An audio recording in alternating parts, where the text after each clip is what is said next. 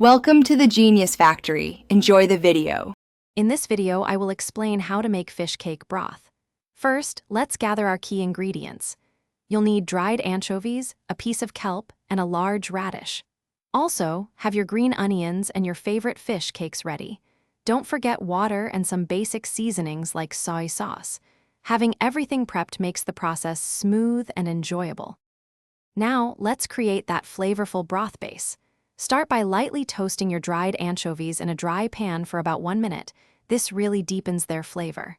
Then, add the toasted anchovies and your piece of kelp to 8 cups of water.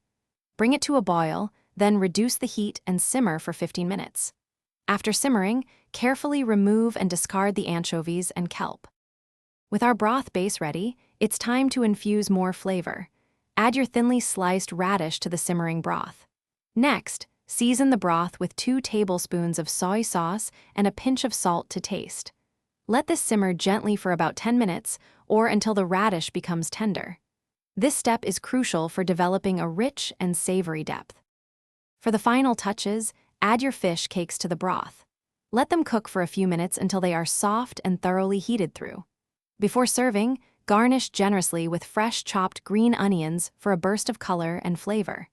This comforting fish cake broth is perfect for a chilly day. Remember to check the description for a link to those fantastic leak-proof containers and other great deals.